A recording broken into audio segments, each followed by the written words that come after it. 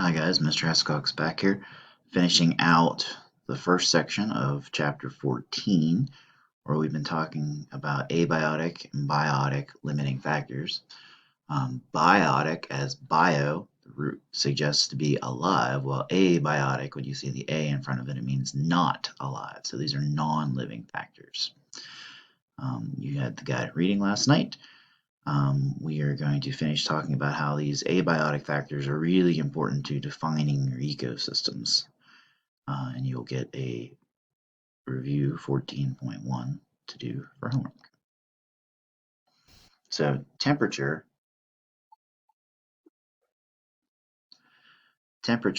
has a lot to do with the types of plants that you find there. Warmer environments have more plants often. Now, if it's super hot, like a real dry desert, that may be different. But like in the tundra, there's a limited amount of plants because it's so cold and the ground's frozen. And your different temperatures also affect the types of animals that'll be there.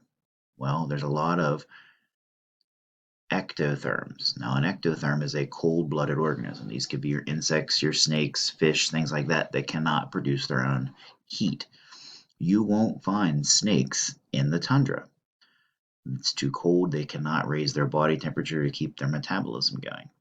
Now, in colder areas, you'll get more mammals and birds. Well, mammals and birds are those types of animals that are endotherms. We create our own heat from the inside, so we are better suited for more types of environments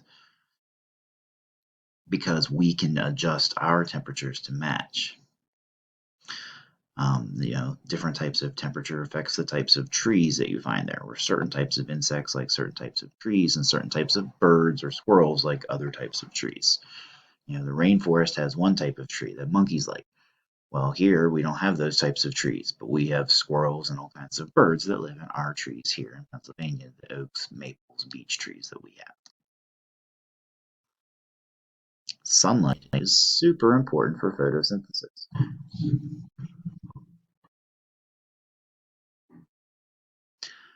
Light reaches different parts of an ecosystem, so you get different types of growth there. If you're in the forest, like here, there's not as much light reaching the ground, so you do not have the amount of photosynthesis and plants growing down here on the forest floor as you do up in the canopy, because the canopy is blocking the light and catching it. When you're walking through a very thick forest, there's not a lot of plants on the ground. Well, the reason there's not a lot of plants on the ground is the sunlight doesn't make it to the ground.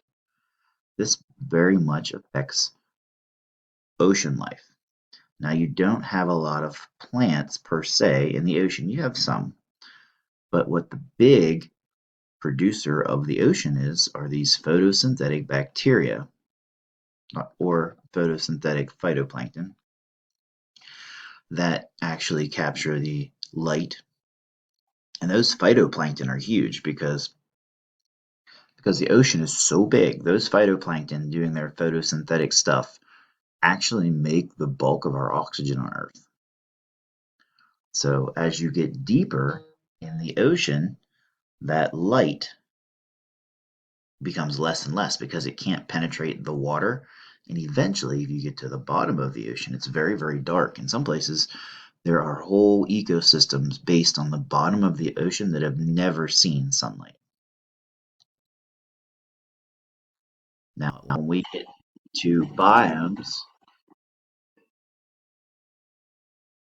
for those of you that don't know, that's called dirt. That's the name of the song. Well, soil is more than just dirt. So soil is a mixture of minerals, rocks, decaying humus, which is actually decaying plant or animal material. The more humus, the more decaying material that is in the soil, the better the soil. We here in Pennsylvania have very fertile soil. We live in the deciduous forest. The leaves fall off in the fall. When they fall, they decay.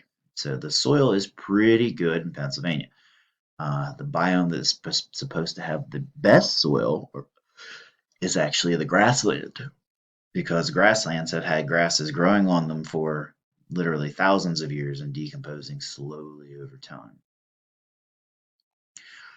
Other ecosystems like The tropical rainforests have very, very poor soil. In the rainforest, it's warm all the time. So the trees never lose their leaves. The trees are constantly growing and they're always pulling the soil, pulling the nutrients out of the soil. Well, not only are they pulling the nutrients out of the soil, but there's a lot of rainfall that affects the nutrients in the soil. Now, we do get our fair share of rain here in Pennsylvania, and that rain can wash nutrients out of the soil. But when you get the amount of rainfall that they get in a rainforest, they wash out lots of nutrients out of the soil. And that can actually make the soil very poor.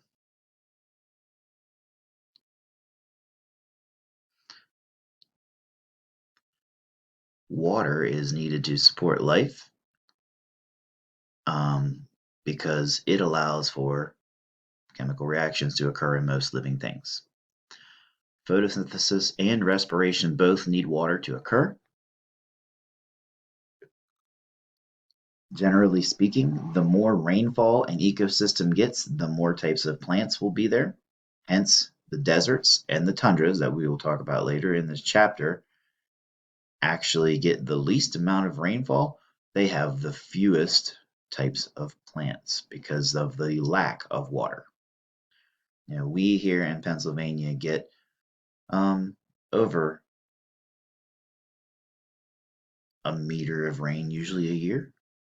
But if you would go to, say, a tropical rainforest, you might get 2 to 3 meters of rain.